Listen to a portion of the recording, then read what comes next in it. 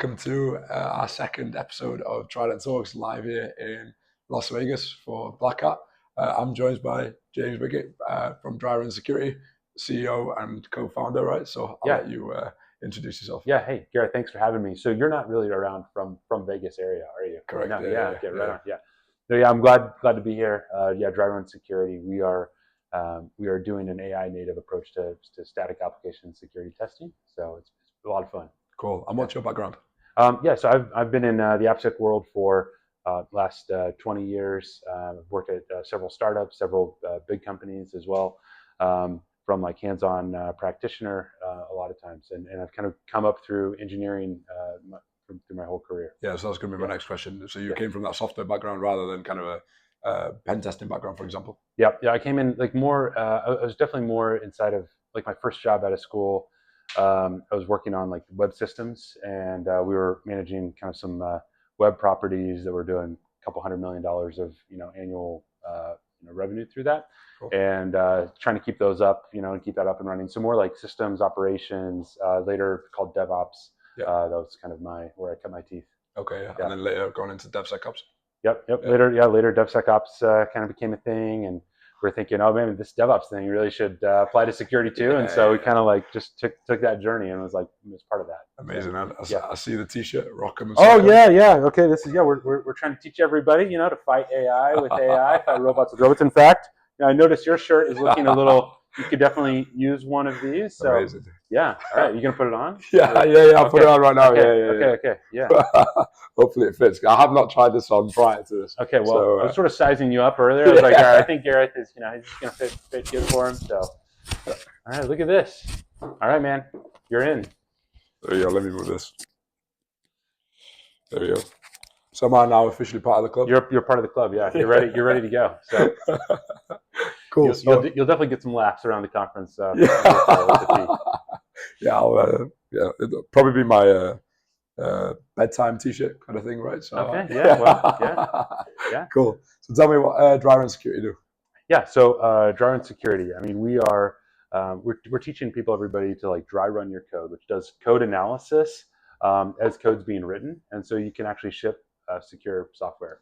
Okay. And what's the feedback that you're getting from your customers? Like, how is it different to other vendors or competitors in the space? Like, what makes you a differentiator or unique?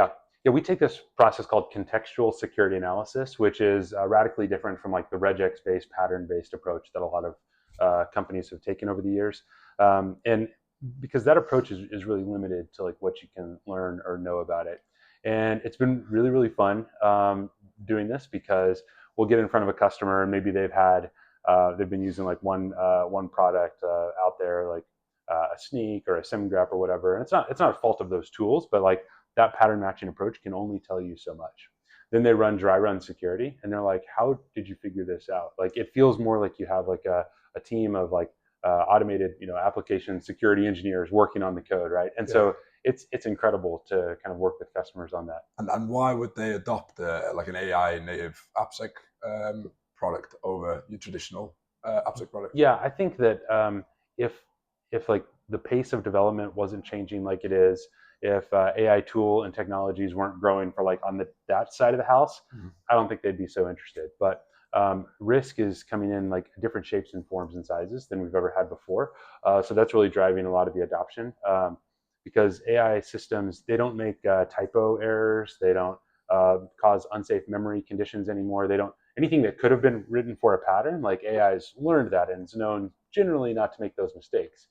But they make logic mistakes, authorization mistakes, stuff that's really critical to your business. Like that's what we're seeing. And so that's kind of driving the interest of like, oh, like the only way I'm going to do this if I use AI to fight against AI or fight robots against robots. And so that's what we're trying to do at DryRun Security. Okay, so are your clients embedding DryRun into their environments because they are on this DevSecOps huge shift left kind of mindset, or any other initiatives?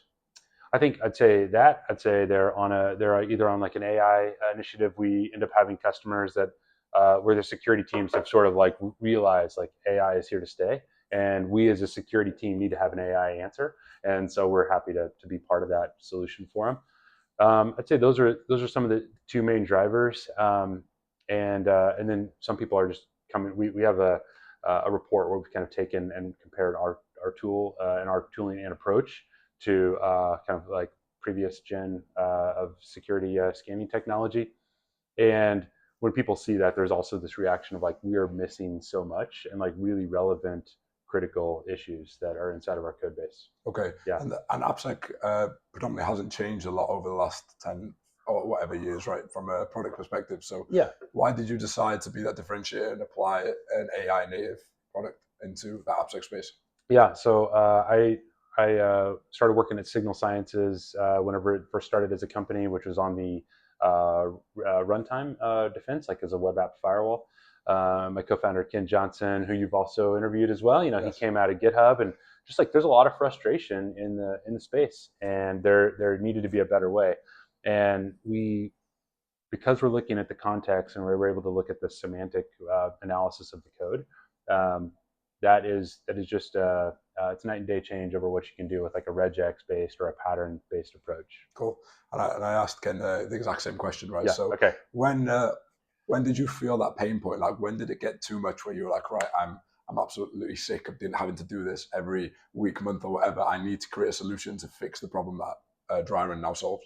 Yeah, I wish it was like it was a monthly thing or a weekly thing. It's like just because I've been in the application security industry and in security for so long, it's like it's just this pain of like we've never delivered on the true value of shift left. We never delivered on the true value of DevSecOps. Like most organizations, if they're being honest about it, like over a beer or something, they would tell you like, yeah, we shifted left by like taking the old tech and moving it left and putting like a command execution in the CI/CD pipeline. And people are frustrated. They have bug ticket backlogs. They're having to do a lot of manual tuning. They're having to ignore it. I mean, we don't ever go into a customer who's like, yeah, I'm really happy with my code security tool. Like that never happens. Like at best, they're like, yeah, it's mediocre. It gets us to check the box for compliance. That's about it. Because there's been a lot of scanning tools for years, right? Yeah. We've been scanning since, I don't know the actual date, but let's call it 97, or something like that. Almost 30 years. Yeah. And really, without it's just a lot of innovation in that period. Or well, do you think there's been? It wouldn't be fair to say like there's no innovation, because they do like parse the tree, like the syntax tree, and there's but there's like regex, but it's a lot of it's still like pattern matching at its core. And the way I try to frame that for folks is like if I was to try to write a pattern of like Gareth is really cool, right? So I could match that, and they're like, well, maybe sometimes I just call him like Big G or something like that, right? So like Big G is really cool. I could match for that, and then it's like, oh, maybe he's awesome or cool or great. But like if I was to say something like the host of my favorite podcast is really articulate and thoughtful, like it would never be able to match that. Okay. In that scenario, DryRun could, where like all the other code security tools can't. And so that would like from that point of view, because we're taking a context-based, semantic-based approach. Okay, cool. And just for reference, G-Dog is G-Dog. Okay, I love that. Okay, yeah, great. Okay, G-Dog is awesome. We'll lock that in with 2 G's at the end of dog as well. Okay. Obviously. Yeah. Great. Cool. So within the AI space, right, there's a lot of change. There's new vendors coming out every single day, especially in that security space. And there's a lot of companies that come from seed to exit in a number, couple of years, and they exit for hundreds of millions, right? Yeah. So there's clearly a lot of demand. There's clearly a lot of excitement around AI. How do you think AI is going to progress AppSec over the next 2 years? Yeah. All right. So I think that there is like this pervasive idea, like AI is taking our jobs, and I will not say that is not true. That is not a false statement for some jobs. AppSec is one of those areas of security, like where we don't have enough people, and like there are no jobs really to take. You still need people, but I think the way that your AppSec engineer or your AppSec staff, they'll be driving their own agents, both in like code review side, incident review side. They'll be interacting with, they'll be kind of like using that tool set to both amplify, augment, and kind of get more value from that staff. So will they become AI engineers rather than AppSec engineers? Yeah, I mean, they'll be driving AI for the good of security of the code and products that the company is shipping, and whether they're vibe coding it or however they're releasing it, or they're like pushing it into deployment. But like they're going to care more about like the security of the systems that the organization or company that they're in is shipping. So, which is what we always wanted from the beginning, but we kind of got stuck like, well, how do you write this injection thing in Python or Go or Java? And it sort of like was disconnected from business value. I think application security is going to be like the security like domain of the next decade, because like everything's moving to that stack. I think the security space is and tech in general is full of like buzzwords, right? Yeah. And you mentioned vibe coding then. Yeah. And it's a bit of a side track to where we're going. Oh yeah. Okay. Well, I got you on that. Yeah. Tell me about vibe. Yeah. I mean, we're into like vibe securing. You know, like I mean, like as people. Yeah. So we're doing a DEF CON workshop on like vibe coded errors, right? So like using AI to write code, it is going to be less. It's less going to hit those patterns because like AI has been trained on that. It knows better than that. But something like, do I know that GDog is allowed to have access to this API endpoint versus James?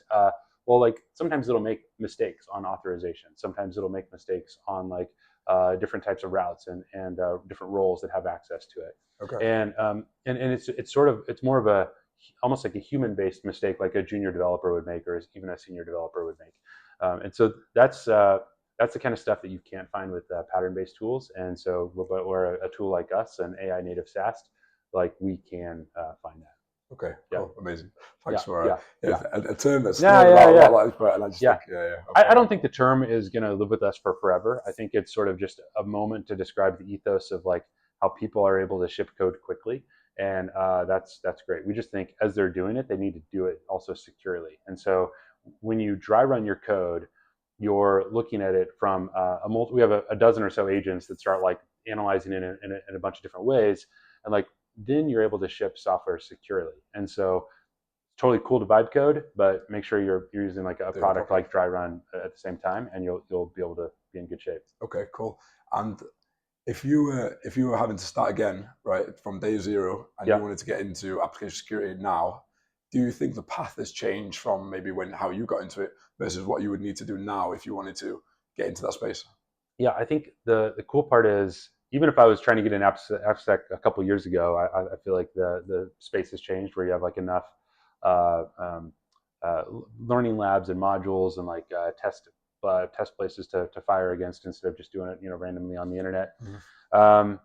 But I think that I would, if I was to do it again, I would really focus in on understanding how like AI can interact with different parts of it, and not just the part that we're mostly concerned with, but like also looking at like runtime level stuff, like that interaction and that feedback loop between usage and like actual code. I would spend more time around like understanding how to drive different AI and how to use AI to build examples and demos and things like that. So I don't know. I feel like you can learn AppSec at a faster clip without having to like be a deep domain expert in like one application language, which I think this has been like the crux of our problem for hiring for so long. It's like, okay, hey, take this example. I work at Acme Corp or whatever, and like we have Java applications, and then we buy this company. Well, they're all Python, and this other company's all Go. Well, like you don't have an application security expert that knows all the languages. Like that's just like you wouldn't have like development talent that do it. It's like, it's just not a fair thing. So then you kind of say, well, all right, you no longer have to like be an expert in Java. Now just like run these like scanners and run these tools and start shuffling, alerts around and opening tickets for developers. But that person has immediately lost all the context of like what's really going on in the organization.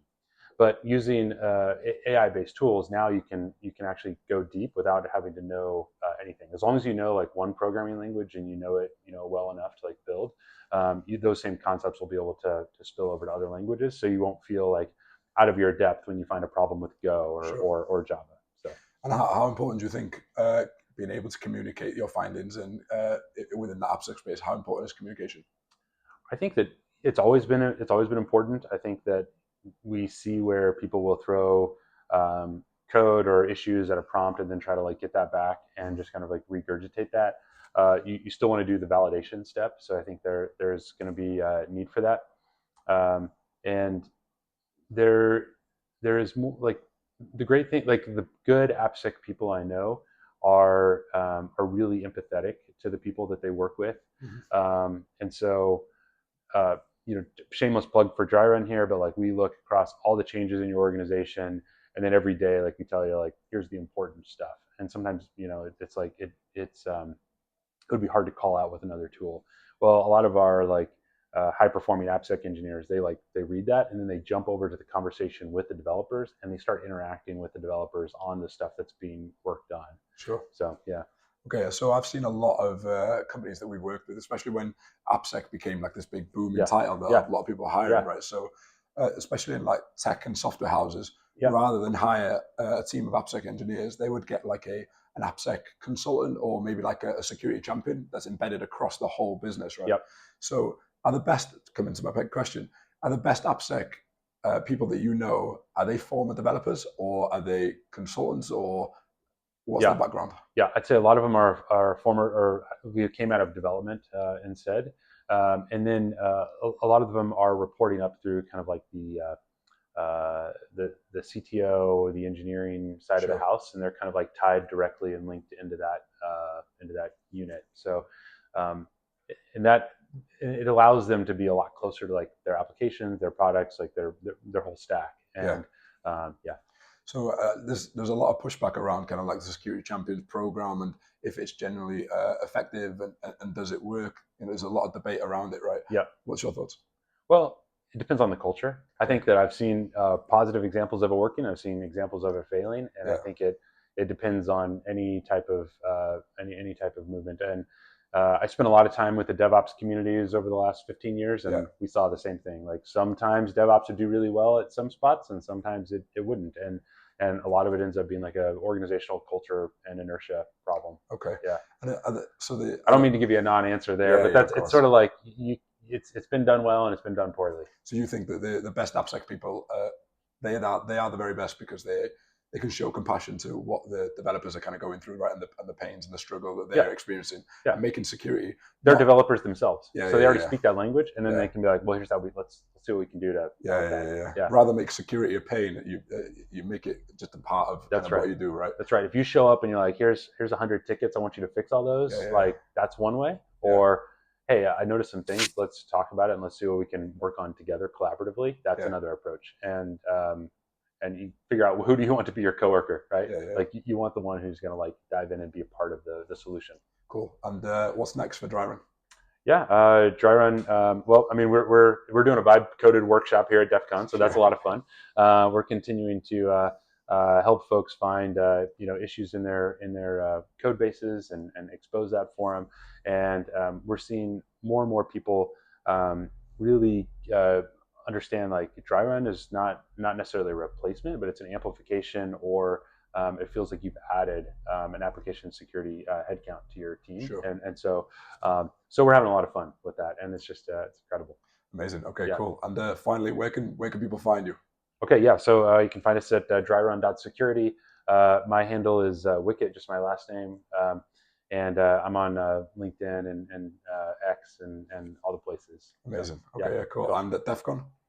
Yep. We're going to be at DEF CON. We're going to be in the AppSec Village. Okay. Yep. Cool. Yeah. And any events planned outside of that you think you're going to be going to? Oh, well, we are hosting. I think you're coming to it tonight. We're doing the worst security party, which is we're at a German bratwurst house. So we're a company that enjoys a good dad joke. Yeah. So, so I've got two now. I've got a 10-week-old. So I feel like I'm entering prime. Yeah, you're ready. You're ready. Well, just hit me up. Like text me, and we'll work on those. For you. We'll workshop it. Yeah, cool. Listen, we'll end the episode of Trident Talks there. James, it's been a pleasure meeting you. Hey, G-Dog, it was really great. Where can people get one of these? It's only here at DEF CON, so probably not. That's a limited edition. Cool. Listen, we'll end it there. Thanks for joining.